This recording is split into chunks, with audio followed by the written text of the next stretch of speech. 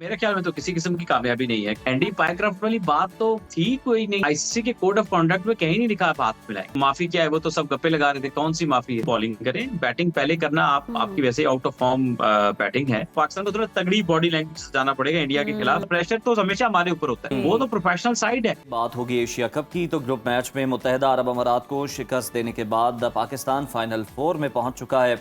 Dubai में खेले जाने वाले मैच में यूएई ने टॉस जीता और पाकिस्तान को पहले बैटिंग करने की दावत दी। कौमी टीम शुरू में तो मुश्किलात का शिकार नजर आई और ओपनर जो हैं वो एक बार फिर नाकाम नजर आए। ताहम फखर जमान ने कौमी बैटिंग को सहारा दिया और 50 रन की इनिंग्स खेली, जबकि शाहीन शाह अफरीदी ने एक बार फिर धुआंधार इनिंग खेली और 14 गेंदों पर 29 रन बनाकर नाकाबिले शिकस्त रहे। ये बड़ा वैसे इंटरेस्टिंग है कि बॉलिंग के साथ साथ अब वो जनाब बैटिंग में भी बड़े जबरदस्त हैं और अब जो इंतजार है वो पाक भारत टाकरे का ही है और बड़ी कंट्रोवर्सी रही। बहुत ज्यादा मैच को, क्रिकेट को सियासत की नजर करने की कोशिश की गई भारत की जानिब से, लेकिन बिलाखिर पाकिस्तान ने कामयाबी समेटी। और अगर परफॉर्मेंस की बात कर लें तो हम देख रहे हैं कि 147 रन जो थे उसके बनाए गए पाकिस्तान की जानिब से और हदफ के जवाब में 147 रन। आई थिंक इसमें मुझे थोड़ी कंफ्यूजन है, मैं मैच की इतनी कोई एक्सपर्ट हूँ नहीं। तो मुत्तहिदा अरब अमारात जो है वो 18वें ओवर में 105 रन आई थिंक बनाकर आउट हो गई और पाकिस्तान ने ये मैच 41 रन से जीतकर फाइनल 4 के लिए क्वालिफाई कर लिया, जहां 21 सितंबर को एक बार फिर पाक भारत टाकरा होने जा रहा है। मगर इससे पहले एशिया कप का तनाज़ा जो है वो खबरों की जीनत बना रहा और मैच को बहुत कंट्रोवर्शियल बनाने की कोशिश की गई, गैर यकीनी की सूरत हाल रही, लेकिन बिलाखिर पाकिस्तान ने मैच खेला और जीता भी। और ये खबरें सामने आई कि आईसीसी ने मैच रेफरी को हटाने का मुतालबा मुस्तरद कर दिया है। ताहम पाकिस्तान अपने मौक़िफ़ पर डटा रहा और एशिया कप से दस्तबरदार होने का फैसला किया। फिर मैच से तकरीबन 1.5 घंटा पहले ये खबरें सामने आई कि मुतराज़ा मैच रेफरी एंडी पायक्राफ्ट ने पीसीबी मैनेजमेंट और कप्तान से माज़रत कर ली है और आईसीसी ने इस मामले की मुकम्मल तहकीकात की यकीन दहानी करा दी है, जिसके बाद पाकिस्तान ने मैच खेलने का फैसला किया। इस तनाज़े की वजह से पाकिस्तान और यूएई का मैच भी 1 घंटा ताख़ीर से शुरू हुआ। जी बिल्कुल, और इसी तमाम तर सूरत हाल पर बात करने के लिए हमारे साथ हैं स्पोर्ट्स तज्ज़ियाकार अहमद नजीब सती साहब। बहुत शुक्रिया जी आपके वक्त का। वेलकम टू सुनो पाकिस्तान। और बहुत बड़े टाकरे का अब तो इंतजार है, फाइनली पाकिस्तान ने जीत लिया, ये तो बड़ी बड़ी खुशी की बात है। लेकिन इससे पहले हम देख रहे हैं कि मैच रेफरी एंडी पायक्राफ्ट की जानिब से जो माजरत और आईसीसी की जानिब से मामले की तहकीकात की यकीन दहानी कराई गई, ये कितनी बड़ी कामयाबी है पाकिस्तान? देखिए, मेरे ख्याल में तो किसी किस्म की कामयाबी नहीं है, क्योंकि मतलब जो एंडी पायक्राफ्ट वाली बात तो थी कोई नहीं। मतलब वो तो हमने गलत तरफ जोर लगाया ना जी। एंडी देखिए, आईसीसी के कोड ऑफ कॉन्डक्ट में कहीं नहीं लिखा आप हाथ मिलाएंगे। एंडी पायक्राफ्ट जो है वो ये उन्होंने प्रोबेबली उनको जो ये सिचुएशन थी कि सूर्या कुमार यादव ने मेरे जराये के मुताबिक उनको ये कहा कि हम हैंडशेक नहीं करेंगे, तो उन्होंने उस चीज को कि यार कोई ऑन द फील्ड कोई ऐसा वाकया ना हो, तो उन्होंने इसलिए कहा कि यार आप अवॉइड करें। असल वाकया था सूर्या कुमार यादव का प्रेस कॉन्फ्रेंस में पॉलिटिकल बयान देना। जी असल जो वायलेशन हुई आईसीसी कोड ऑफ कॉन्डक्ट की, वो तो सूर्या कुमार यादव की प्रेस कॉन्फ्रेंस में पॉलिटिकल एक ऑपरेशन का जिक्र करना है, जो कि आईसीसी के कोड ऑफ कॉन्डक्ट की वायलेशन करता है। हमने मतलब हैंडशेक या एंडी पायक्राफ्ट ने ऐसा कह दिया, उसके ऊपर इतना बड़ा मम्बा खड़ा कर दिया, हम आईसीसी के पास जा रहे हैं, जो असल वायलेशन है वो पीपल से पर्दा रह गई। तो इसलिए मैं तो मेरे ख्याल में यहाँ पर हमारे से मामला मिसहैंडल हुआ है और आपने अपने प्लेयर्स को किस परेशानी और टेंशन में रखा कि एक कभी हो रहा है मैच, कभी नहीं हो रहा है, किस माइंडसेट के साथ वो मैदान पे खेलने आए होंगे। इस सूरत-ए-हाल, इस मतलब प्रेशर के साथ, इस हालात में, हालांकि उसमें बहुत सारे नए लड़के हैं, मेरा ख्याल है कि प्लेयर पर तनकीद तो हम करते हैं, लेकिन पीछे जो सर्कमस्टांसेस था उनको हमने देखते हैं। तो मेरे ख्याल में पाकिस्तान से मामला जो है वो मिसहैंडल हुआ है।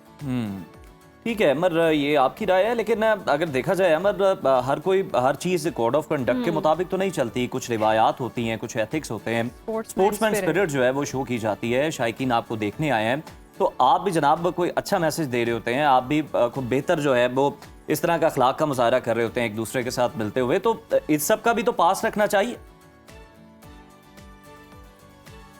देखिए, पास तो रखना चाहिए, लेकिन बात यह है कि रवायात पे आपकी सरजनिश नहीं हो सकती ना जी। सरजनिश उस बात पे हो सकती है जो कि कानून में लिखी भी है। मतलब ये पहले भी हुआ है कि मुझे याद पड़ता है 1 बरस कबल कि बांग्लादेश श्रीलंका का मैच था, तो कुछ मामलात बीच में ड्यूरिंग द फील्ड कुछ ऐसे वाकयात हुए कि उन्होंने फिर मैच के बाद आपस में हाथ नहीं मिलाए। अब ये क्रिकेट की एक गुड जेस्चर है कि आप हैंडशेक करते हैं, लेकिन कानूनी जेस्चर नहीं है। अच्छा, तो बात मेरा नुक्ता फिर जी, जी। वही यही है कि आप हाँ। हाथ मिलाना चाहिए तो था। अहमद अच्छी ये बात है, आपने बताइएगा नहीं कि मिलाया, आप आपने बैड ये हो जेस्चर सकता शो है, किया। मैं आपकी मौजूदगी इसका फायदा उठाते हुए ये जानना चाह रहा हूँ आपसे कि क्या ये मुमकिन है कि रेफरी किसी भी कप्तान का माइक बंद करवा दे, कोई उसके साथ इस तरह की बात कर दे, कोई अनप्लेजेंट सिचुएशन जो है वो फिर किसी को फेस करनी पड़े, चाहे वो किसी भी टीम का कप्तान?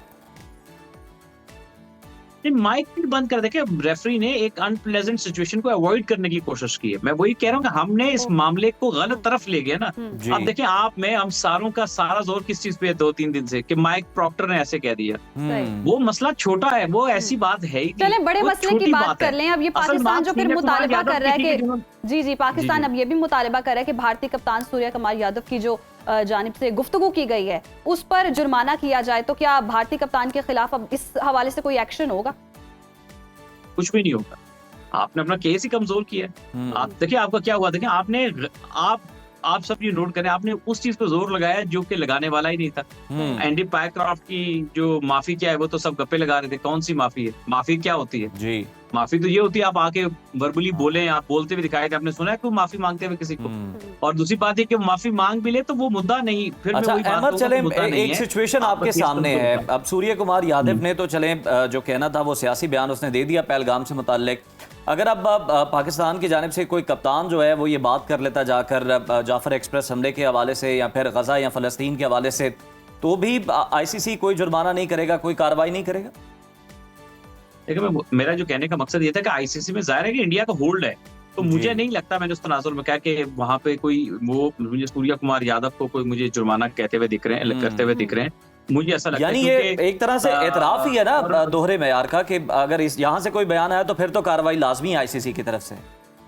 जी बिल्कुल, दोहरा म्यार तो है ना जी आईसीसी के, तभी तो मैं कह रहा था कि दोहरा म्यार तो आईसीसी का है। और मेरा ख्याल है कि मैं लगता कि इसी चीज को हाईलाइट करने के लिए अगर इस इशू को उठाया भी गया तो ठीक था। जी, मामला तो ठीक उठाया कि मैं ये कह रहा हूँ कि सलमान अली आगा ने एहतजाजन प्रेस कॉन्फ्रेंस का बायकॉट कर दिया था कि वो इंडियन प्रेजेंटर हैं।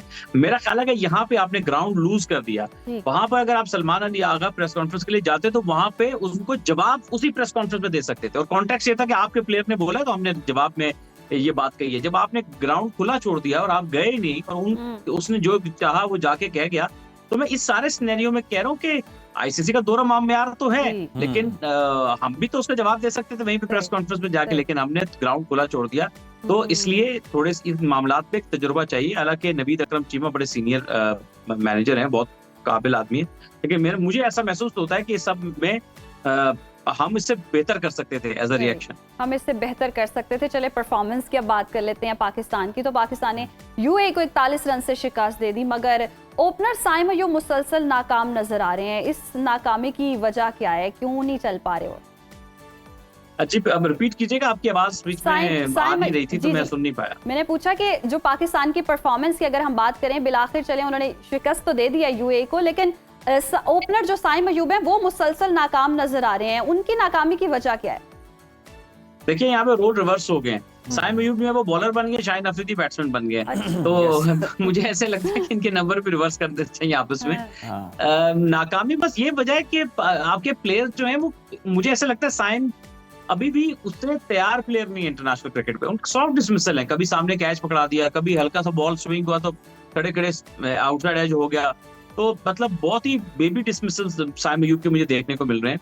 एतमाद की भी कमी दिख रही है, और वो एक प्लेयर का, एक कामयाब प्लेयर का एक रन बनाने का मेथड होता है। तो मुझे लगता है अब तक उनको वो मेथड नहीं मिल पाया है। स्पेशली T20 क्रिकेट में वो ठीक ठाक स्ट्रगल कर रहे हैं, जहाँ पे उनको अर्ली ऑन फोर्सफुल तेज खेलना पड़ता है। तो अब जिस तरह से वो खेल रहे हैं, मेरा ख्याल ये है कि उनका नंबर जो है वो ओपन से हटाना पड़ेगा। जिस तरह से ये खेल रहे हैं और हमारा मिडिल ऑर्डर भी परफॉर्म कर रहा है, हमारी जो बैटिंग लाइन है ये कोई बहुत अच्छी कारकर्दगी तो नहीं हम इसे कह सकते। अब आगे जो भारत के साथ बड़ा टाकरा होने वाला है, इस बार पाकिस्तान को क्या स्ट्रेटजी अपनानी चाहिए भारत के खिलाफ? मतलब टॉस जीत कर पहले जाना चाहिए या बाद में जाना चाहिए? और अपनी परफॉर्मेंस में जो कमियां हैं उनको किस तरह से उस गैप को फिल करना चाहिए ताकि इस बार जीत हमारी हो सके? और इसके साथ साथ ये भी ऐड कर लें, सारे मामले के बाद उन पर प्रेशर कितना होगा? अच्छा, एक तो ये कि टॉस जीत कर अगर इसी तरह का पिच है जैसे अभी लास्ट टाइम था पाकिस्तान जी। का, और अभी जो लास्ट मैच पाकिस्तान ने खेला है, तो फिर मेरा ख्याल है कि आप पहले बॉलिंग करें, बैटिंग पहले करना। आपकी वैसे ही आउट ऑफ फॉर्म बैटिंग है, तो आप पहले बॉलिंग करके, मैं तो चाहूंगा, मेरी है कि आप फास्ट बॉलर एक्स्ट्रा करें, सही। क्योंकि आप पहले क्या कर रहे थे कि आप आधे तीतर आधे बटेर ऑलराउंडर्स के साथ जा रहे थे, आपके पास उस लेवल के ऑलराउंडर नहीं है, तो वो छोटी टीमें थी, कंड्यूसिव कंडीशन थी, तो वहां पे चल रहा था। आपको रियलिटी चेक मिल गया कि इंडिया जैसी अच्छी साइड के खिलाफ आपके ये इस तरह के ऑलराउंडर्स नहीं चलेंगे, तो इतनी लंबी बैटिंग कर ली, ना बॉलिंग में पूरा कर पाए ना बैटिंग में पूरा कर पाए, तो आपको एक्स्ट्रा फास्ट बॉलर चाहिए। मैं हूं तो मैं लाजमी सलमान मिर्जा को बीच में प्लेइंग 11 में शामिल करूं, क्योंकि वो स्किडी हैं, वो स्विंग करते हैं, और उनको इंडिया ने पहले नहीं देखा है। तो हारिस रऊफ, शाहीन अफरीदी और सलमान मिर्जा, ये 3 फास्ट बॉलर जरूरी हैं। साथ में अबरार एक आपके जेन्युइन स्पिनर है, और 2 पर आपके पास जो ऑलराउंड ऑप्शंस हैं उनके पास आप साथ आप जा सकते हैं। तो मेरा ये ख्याल है, और कि पाकिस्तान को थोड़ा तगड़ी बॉडी लैंग्वेज से जाना पड़ेगा इंडिया के खिलाफ। जी। वो बहुत मजबूत टीम है, हमारा उनको कोई मैच नहीं, अभी ये बड़ा मैच रह नहीं गया, जो सही बात है। और दूसरा, प्रेशर तो हमेशा हमारे ऊपर होता है, वो तो प्रोफेशनल साइड है, वो देखिए, वो तो आपको कभी भी नहीं लगेगा प्रेशर में। बिल्कुल सही कह रहे हैं। हमारे तो बल्कि हम इंडिया के यंगस्टर्स देखते हैं वो कितने कांते हैं, और हमारे तो जो एक्सपीरियंस प्लेयर होते हैं वो भी हमें मुरझाए मुरझाए लग रहे होते हैं। तो जनाब, जहां पर हमने इंडिया की बात की है कि उसने सियासत को मैदान में घसीटा